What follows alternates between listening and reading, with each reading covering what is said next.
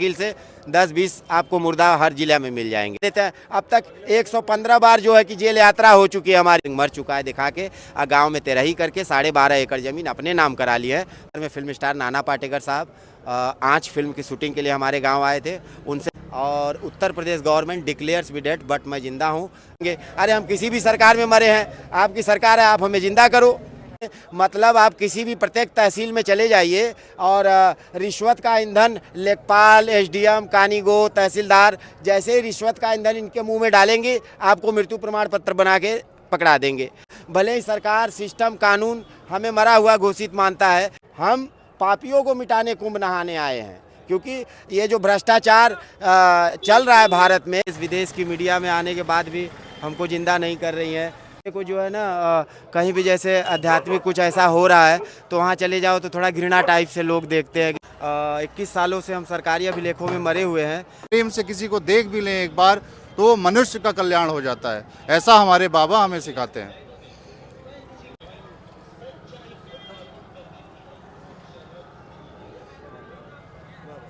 तो यहाँ पे आप देख सकेंगे जो मैं ज़िंदा हूँ, यहाँ बहुत परेशान और बहुत ही दुखी हैं। इनसे चलिए बात करते हैं। मैं ज़िंदा हूँ, आप ज़िंदा हैं, आप अपना प्रूफ दे रहे हैं, आप अपने बारे में क्या कहना चाहेंगे? देखिए मैम, मैं ज़िंदा हूँ। मेरे संघर्ष को आप गूगल पर भी देख सकते हैं, सर्च में ऑन गूगल। मैं ज़िंदा हूँ संतोष मूरत सिंह। 21 सालों से हम सरकारी अभिलेखों में मरे हुए हैं और अपने आप को ज़िंदा घोषित करने के लिए तमाम जद्दोजहद कर रहे हैं, लेकिन आज तक सरकार हमें ज़िंदा नहीं कर पाई है। और देश विदेश की मीडिया में आने के बाद भी हमको ज़िंदा नहीं कर रही है और आए दिन मीडिया में आते रहता है। और 115 बार हमारा ये लोग फर्जी तरीके से जेल यात्रा भी करा चुके हैं।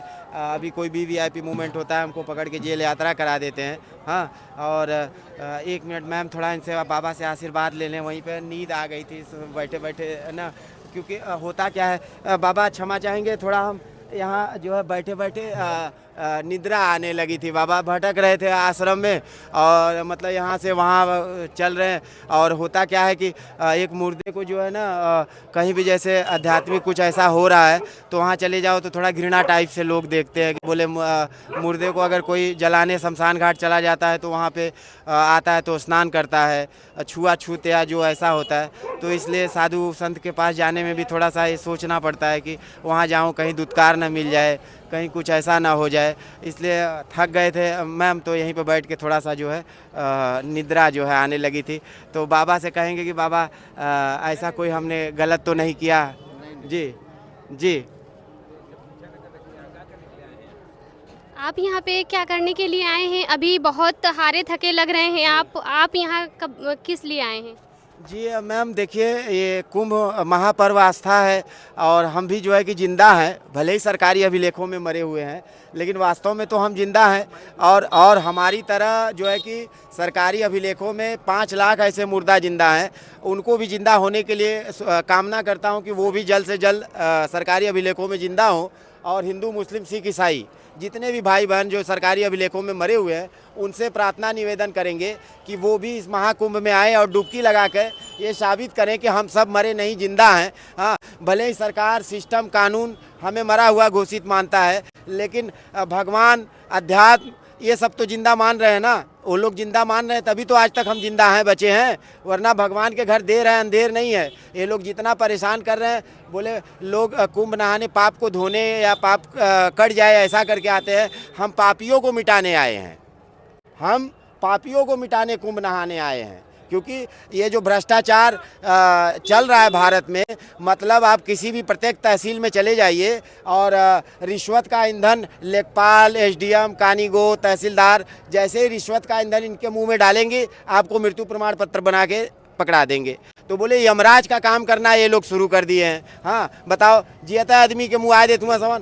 25 साल से 20 साल से साबित कर रहा है आदमी कि मरा नहीं, मैं जिंदा हूँ, मैं जिंदा हूँ। देश विदेश के तमाम मीडिया में आ गया। आप हमारे संघर्ष को गूगल पर भी देख सकते हैं, सर्च मी ऑन गूगल मैं जिंदा हूँ संतोष मूरत सिंह। हाँ, देख व सुन सकते हैं। और आए दिन कोई भी वीवीआईपी मूवमेंट होगा, पुलिस पकड़ेगी, लाइव रिपोर्ट लगा देगी और हमें जो है जेल यात्रा करा देते हैं। अब तक 115 बार जो है कि जेल यात्रा हो चुकी है हमारी। हाँ, गिनीज लिम्का बुक में नाम गया है। बताइए कौन जा रहा है? यूनाइटेड नेशन तक हमारी फाइल पहुंच गई है। हाँ, भारतीय दूतावास, हाँ, DGP office Lucknow, crime branch, live, हर जगह फाइल लगी हुई है। जब इनसे पूछो तो कहते हैं जांच चल रही है, जांच चल रही है। जांच करते करते 20-21 साल खा गए। अब कब जिंदा करेंगे कुछ पता नहीं। कुछ मर गए और कुछ मरने की कगार पे हैं, हमारी तरह जो सरकारी अभिलेखों में मरे हुए हैं। लेकिन फिर भी आत्मबल बनाए हुए हैं हम कि चलो आज नहीं तो कल जिंदा होंगे। और ये लोग मुर्दों पे भी राजनीति कर लेते हैं। डिबेट पे बैठेंगे नेता मंत्री, बोलेंगे कि फलाने सरकार में मरे हैं, ढेकाने सरकार में जिंदा हो जाएंगे।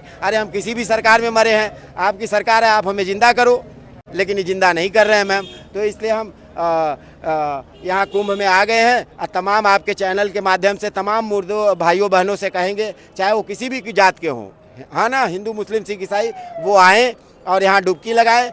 और सरकार भले ही सिस्टम ना माने, हम सब जिंदा हैं, लेकिन हम अपनी उपाधि दर्ज करा दें भगवान के चरणों में, माँ गंगा के चरणों में। और अभी हम जहाँ खड़ा हैं, ये अवघड़ बाबा का आश्रम है। बोले कि हर जगह का जब थक हारा आदमी हो जाता है तो बोले मुर्दा कहाँ जाएंगे? तो मुर्दा बोले कि मुर्दा पे ही बाबा से कहेंगे कि बाबा कुछ मुर्दा पे भी आप 2 शब्द बोलें कि मुर्दा आखिर जब मरा हुआ व्यक्ति कहाँ रहेगा, कहाँ जाएगा, कैसे वो साबित करेगा कि मरा नहीं वो जिंदा है? वो क्या बोलेगा, मेरा भारत देश कहाँ महान कि इनका भारत देश महान? चलिए जानते हैं महाराज जी महामंडलेश्वर से कि मैं ज़िंदा हूँ, इनके बारे में उनसे कुछ जानने की कोशिश करते हैं। महाराज जी आप ये बताइए कि मैं ज़िंदा हूँ, ये काफ़ी परेशान है अपने आप को बताने की कि मैं ज़िंदा हूँ, आप इनके बारे में क्या बोलना चाहेंगे? जैसा कि मैं इनको सुन पा रहा हूँ, इनको जो कष्ट है, मार्मिक कष्ट में जो पिछले 20-21 वर्षों से जो झेल रहे हैं, ये पूरे हमारे सिस्टम पे बहुत बड़ा सवाल खड़ा हो जाता है। जिस सरकार के भरोसे, जिस न्याय व्यवस्था के भरोसे हम आम नागरिक, हमारे देश के नागरिक बैठे हुए हैं, हमारे देश में अगर इस तरह से घटनाएं होने लगेंगी तो कहीं ना कहीं न्याय व्यवस्था पर, कानून व्यवस्था पर, सरकार की व्यवस्था पर, पूरे सिस्टम पे बहुत बड़ा सवाल खड़ा होता है कि अगर कोई व्यक्ति जिंदा है तो आपने उसको मार कैसे दिया? आखिर ऐसी क्या वहाँ पे ज़रूरत थी कि जिंदा व्यक्ति को आपको मारना पड़ा? क्या कारण था उसके पीछे? तो इनका बहुत गंभीर चिंतन इस विषय पे होना चाहिए। और मैं पूरे देश की सरकार से, प्रदेश की सरकार से आह्वान करता हूँ, प्रार्थना करता हूँ, हमारे इस जो भी व्यक्ति हमारे आश्रम पे आए हुए हैं, इनका कल्याण करें, इनको न्याय दिलाने की कृपा करें, जिससे इस नवयुवक को न्याय की प्राप्ति हो और ये अपने जीवन को शांतिपूर्ण तरीके से जी सके और हमारे भारत के सिस्टम पे सवाल ना खड़ा करे। धन्यवाद महाराज जी। सर्वप्रथम मैं ज़िंदा हूँ, मैं आपका नाम जानना चाहूँगी। जी, हमारा नाम संतोष मूरत सिंह है, ग्राम छितौनी, पोस्ट छितौनी, थाना चौबेपुर, जिला बनारस के निवासी हैं। और Uttar Pradesh government declares me dead but मैं ज़िंदा हूँ। और ये मैम 1988 में हमारे पिताजी आर्मी में थे, उनका देहांत हो गया। माताजी विधवा मीना सिंह, ऑल प्रॉपर्टी वरासत 88 में मेरे नाम से नाबालिग तौर पे हो गया था।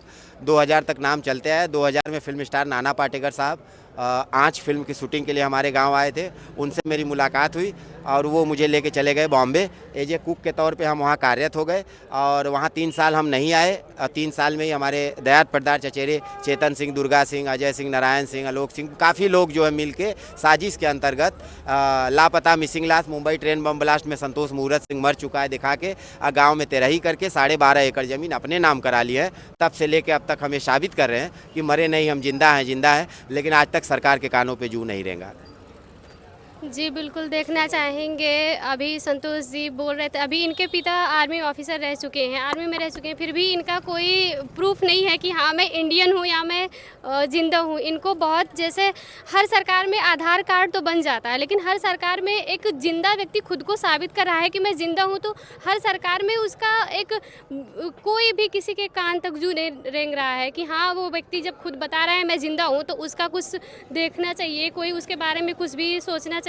कोई सरकार नहीं देख रहा है। हर सरकार में आधार कार्ड बनेगा, सबका अपना आई कार्ड बनेगा, लेकिन इनको खुद बताना पड़ रहा है कि मैं जिंदा हूँ। इनका ना कोई आधार कार्ड है और ना इनका कोई आई कार्ड है। ऐसे आप आपके ऐसे कितने लोग हैं आपके जैसे जो बताना चाह रहे हैं मैं जिंदा हूँ, फिर भी उनको मृत घोषित किया गया है?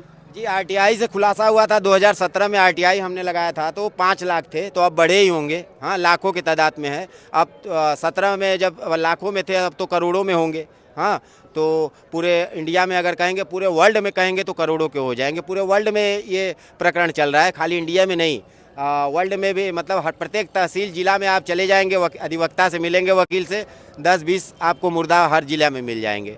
किसी को विधवा के नाम पे पेंशन या पेंशन के नाम पे मतलब मुर्दा ओट भी दे सकता है, मुर्दा ये कर सकता है, मुर्दा वो कर सकता है। मतलब लाभ, अपने लाभ के लिए किसी को भी मरा हुआ घोषित करना भारत में एक आम बात है।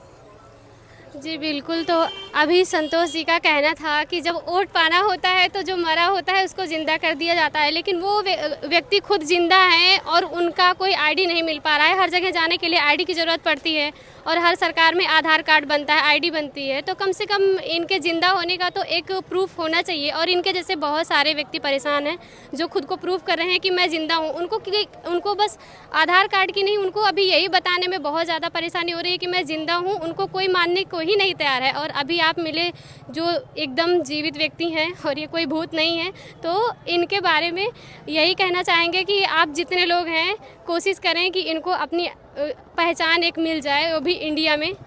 धन्यवाद।